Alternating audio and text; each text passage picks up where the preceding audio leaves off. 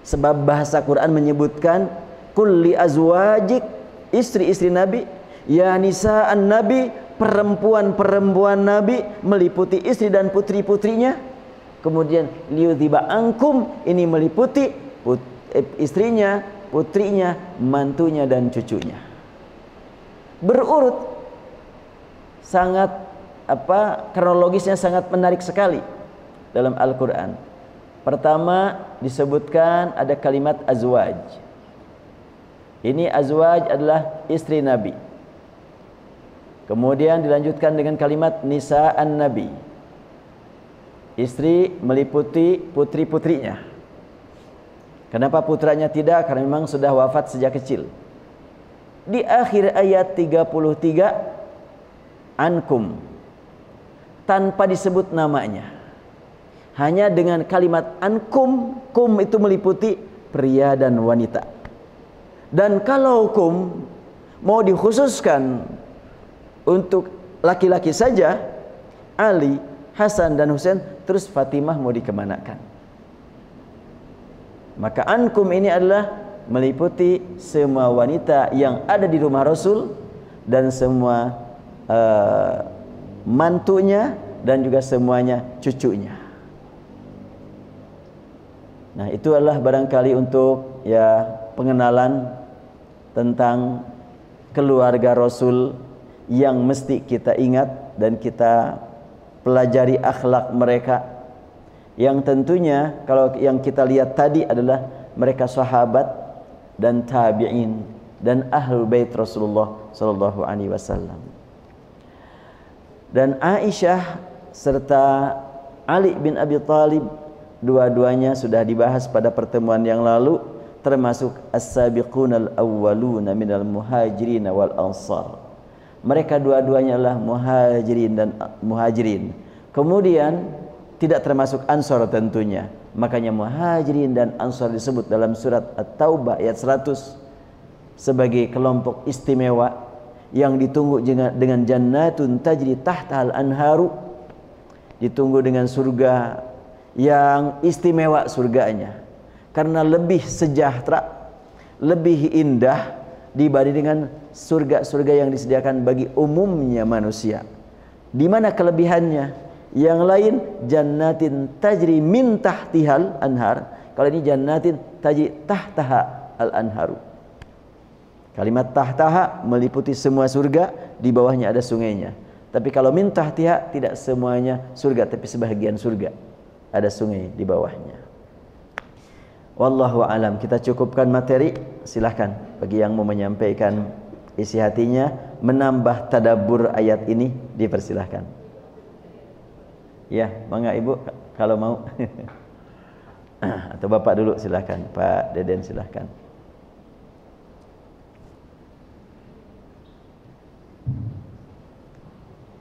Assalamualaikum warahmatullahi wabarakatuh. Waalaikumsalam warahmatullahi wabarakatuh. Terima kasih atas penjelasannya yang cukup gamblang tadi. Cuma ada beberapa hal yang perlu saya pertanyakan di surat Al-Ahzab tadi. Pertama, Allah memerintahkan kepada Nabi dengan kalimat qul li azwajika. Iya. Artinya Allah memerintahkan kepada Nabi untuk mengatakan kepada Istri-istrinya. Tetapi di ayat berikutnya untuk nisa itu Ya. Allah sendiri yang berkata, dia Ya. bisa Betul. enggak pun di nisa Ya. enggak demikian. Ya. Kemudian hubungannya dengan kalimat nisa ini tadi Ustaz katakan Ya. bahwa nisa itu adalah termasuk anak-anaknya. Ya. Tetapi di dalam surat Al-Baqarah ayat 223 Fa'warasakum itu adalah istri ya. Istri bagaimana hubungannya dengan itu. Kemudian yang terakhir pertanyaannya itu dengan imam-imam yang 12 ini Mas'ud itu apakah imam-imam yang dianggap oleh mereka itu juga termasuk golongan Syiah atau tidak ya? Setelah mendengar paparan dari Ustaz tadi, saya meyakini bahwa imam-imam yang yang 12 itu hanya di aku saja barangkali begitu. Sampai yang terakhir itu kalau nggak salah Imam Mahdi ya, kalau nggak salah.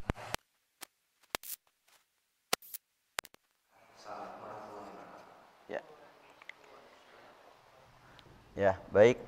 Pertama yang harus kita perhatikan, ini sangat menarik pertanyaan adalah tadi di awal kita temukan kulli azwajik. Ini kulli azwajik diperintahkan kepada Nabi untuk menghadapi istrinya. Kan gitu ya. Wahai Nabi, didik istri gitu, agar betul-betul menjadi wanita istimewa yang cinta akhirat dan tidak terganggu dengan kenikmatan dunia. Ini kewajiban kamu sebagai suami untuk mendidik istri. Kemudian setelahnya istrinya dibina oleh Rasulullah dan terbukti menjadi teladan, maka Allah Subhanahu wa taala mengingatkan langsung kepada semua istri Nabi sekaligus kepada putri-putri Nabi. Tidak lagi Rasul yang langsung menghadapi putri-putrinya, tetapi langsung Al-Quran, Allah Subhanahu wa ta'ala memanggil semua perempuan yang ada di sekitar Nabi. Setelahnya memang sudah dibina istri Nabi oleh Nabi. Istri Nabi sudah menjadi teladan buat putri-putrinya. Nah sekarang kamu wahai putri-putri kamu, putri-putri Nabi, sudah melihat bagaimana ibu kamu begitu baik. Sekarang tinggal kamu perhatikan juga apa yang difirmankan Allah buat kalian, ya nisa'an Nabi, sampai dengan kalimat may ya'ti minkun nabi fahishatin. Siapa di antara kamu yang memang berbuat fahisyah.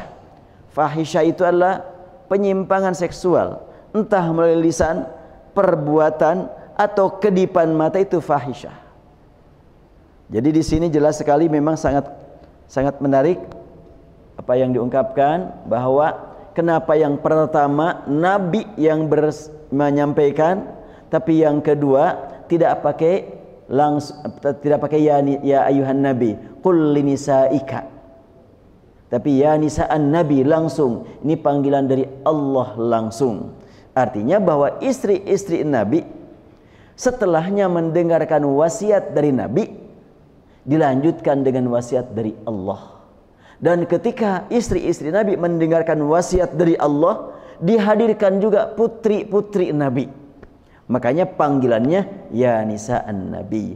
Kalau sekiranya setelahnya Nabi saja menyampaikan wasiat kepada istrinya, lalu Allah menyampaikan kepada istrinya saja, tentu ya azwajan Nabi.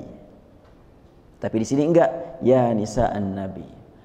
Kemudian makna nisa'an Nabi, ada nisa bermakna istri seperti nisa'ukum harthul lakum, ada nisa bermakna putri seperti dalam surat An-Nisa, fa in kunna nisa'an fawqa tsnatain. Ada lagi nisa bernama putri dan istri. Kapan bisa diketahui yang meliputi semuanya? Setelahnya azwaj disebut khusus dan nanti akan disebut semua keluarga, maka putri termasuk di dalam kalimat nisa'an Nabi.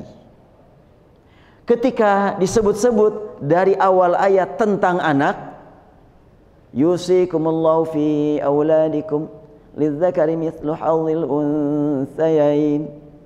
Allah mewasiatkan kepada kamu dalam urusan harta yang akan dibagikan kepada anak-anak kamu, lidzakari bagi laki-laki 2 kali bagian perempuan.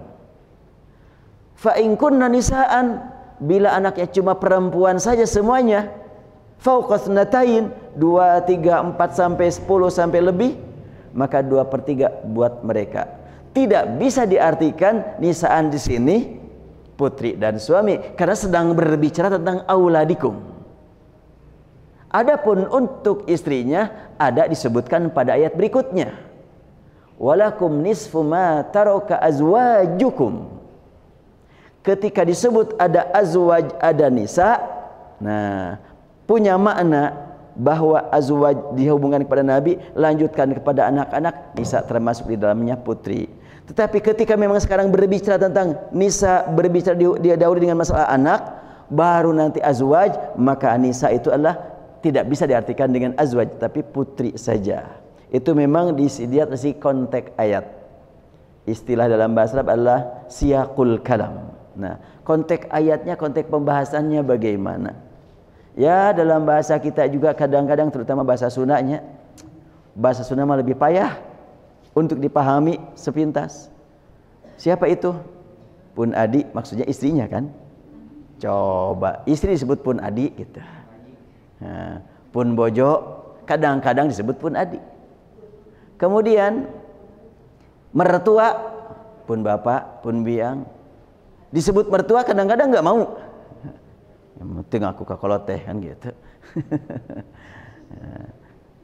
Jadi kita dalam bahasa kita tuh sehari-hari biasa gitu, banyak makna. Namun untuk Al-Quran tentunya ada penyebab. Kenapa di sini nisa diartikan istri dan anak? Karena bicara bait, rumah. Ya. Sedangkan istri sudah disebut sebelumnya, azwajan Nabi, azwajika, qul li azwajika. Ketika nisa, maka tentunya akan meliputi semua istri dan putrinya. Kalau tidak ada azwaj sebelumnya, mungkin dipahami istri nisa itu. Tapi karena ada azwaj khusus untuk istri, maka nisa, istri dan putri. Kemudian, ini kenapa diartikan putri saja? Tidak digabungkan istrinya, karena nanti ada bahasan khusus tentang istrinya pada ayat berikutnya. Sedangkan ini dahulu dengan kalimat aulad. Aulad itu anak-anak. Ada zakar, ada unsa. Kemudian kenapa di sini nisa hukum disebut diartikan hanya istri? Tidak istri dengan putri, karena ada kalimat harthul lakum fa'atu harthakum anna syi'tum. Ini terkaitannya dengan pergaulan suami istri. Nisa hukum, wanita-wanita kamu adalah harthul lakum, ladang kamu. Silahkan datangi dari mana sesuai kehendakmu, selama memang sesuai syariat. Dan ini 18 tahun ke atas pembahasannya nih. Masih banyak anak muda di sini. Gak usah terlalu dalam. Nah, di situ kan harthul lakum fa'tu harthakum anna syi'tum. Jadi dapat dipahami sesuai dengan ya siyaqul kalam atau konteks pembicaraannya. Baik, ada lagi yang mau disampaikan, dipersilahkan. Apa tuh yang kedua? Imam yang 12. Oh iya, itu ada di dalam daftar imam-imam mereka 12, dan antar satu kelompok Syiah dengan kelompok yang lainnya juga tidak sepakat. Kenapa mesti 12? Kenapa dibatasi? Kenapa cuma sampai 12? Ada lagi mengatakan, kok kenapa sampai 12? Ada yang menyatakan cuma 3 saja. Ada yang menyatakan sampai 12, ada yang menyatakan tidak ada batasannya. Berbeda-beda di kalangan mereka juga. Kalau di kalangan mereka saja berbeda, ya apalagi di luar mereka ya. Dan itu sudah saya bahas dalam buku Mencari Titik Temu, bahwa mereka tidak sepakat tentang angka 12 itu. Hanya bagi yang meyakini 12 imam, maka Musa Al-Kazim adalah salah seorang dari anggota yang 12, dari bilangan yang 12, yaitu kalau tidak salah nomor 7 itu. Yang menurut cerita mereka meninggalnya diracun. Dan sangat memang ironis sekali. Dari satu segi mereka menganggap yang 12 itu semuanya suci, bersih. Tetapi kenapa kok meninggal diracun semuanya? Ada yang diracun oleh istrinya, seperti yang disebut-sebut Rasul, kata mereka itu diracun oleh istrinya, yaitu oleh Aisyah. Hasan, kata mereka, diracun oleh istrinya atas perintah Abu Bakar. Kalau Hasan meninggal oleh seorang Hasan meninggal diracun oleh istrinya atas perintah Abu Bakar. Aduh, logikanya kemana nih ya? La haula wala quwwata illa billah. Dan ada lagi yang selain itu adalah diracun oleh yang lain atas perintah, bukan oleh istrinya, oleh orang lain. Ini semuanya adalah buatan buku sejarah. Bukan berlandaskan sejarah, tapi berlandaskan buku sejarah. Saya ingin membedakan antara buku sejarah dengan sejarah. Kalau sejarah itu kan realita yang sudah berlalu ya. Tapi kalau buku sejarah itulah cerita yang dihubungkan kepada masa lalu yang tertulis dan penulis berbeda-beda. Ia termasuk penulis dari kalangan ulama yang saleh. Saya akhirnya mempertanyakan, ini ulama yang menulis seperti Ibnu Hisham, tidak diragukan ketaatannya, kesolehannya. Tapi apakah sumber yang beliau baca semuanya sesuai dengan realita? Atau ada yang tidak sesuai? Sebab ada yang berlawanan, yaitu di dalam Sirah Nabawiyah, karya para ulama termasuk Ibnu Hisham tentang perang Jamal. Perang Jamal itu disebutkan perang antara Ali dan Aisyah. Tapi pada cerita tersebut dikatakan ketika Aisyah menghadapi bahaya, Ali segera mengirimkan pasukan untuk menjaga Aisyah dari bahaya tersebut. Dapatkah kita pahami itu ya? Kalau umpamanya ini adalah pasukan Ali, ini adalah pasukan Aisyah. Aisyah berada di sini, terancam bahaya. Siapa ini yang mengancam bahaya ini? Kok malah Ali langsung mengirimkan pasukan menjaga Aisyah? Ya jelas akan berantem dengan pasukan Aisyah dong. Atau Aisyah berada di mana? Apa di sini gitu. Langsung Ali mengirimkan ke sini. Tentunya kan akan berhadapan pasukan Ali dengan pasukan Aisyah, akan berperang di situ. Tapi ini malah pasukan Ali menyelamatkan Aisyah. Ini logika nggak bisa terima itu. Jadi bagaimana kira-kira? Dugaan bukan dalil. Ali, kemudian Aisyah, dan ini menyaksikan berperang, yang di sini mengatasnamakan Ali, yang di sini mengatasnamakan Aisyah. Boleh jadi dua orang ini, Ali dan Aisyah, berjuang untuk mengamankan mereka. Hentikan berperang kalian. Boleh jadi begitu. Malah ketika umpamanya Aisyah berteriak-teriak, berhentilah kalian berperang, dalam terancam bahaya, maka Ali langsung mengirimkan pasukan untuk menjaga Aisyah. Karena satu pikro, satu ide, sama-sama membela hak. Dan sangat sulit dipahami. Kalau Aisyah terancam bahaya, siapa yang mengancam bahaya Aisyah? Tentunya kan pasukan Ali kalau memang perang biasa. Ini pemanyakan tadi, Aisyah terancam bahaya, siapa yang mengancam bahaya? Tentu pasukan Ali. Kok Ali justru yang akan menyelamatkan dia? Padahal di sekitar Aisyah kan ada pasukan Aisyah kan? Ini sulit dipahami ini. Makanya dari situ udahlah kita jangan beriman kepada buku sejarah lah.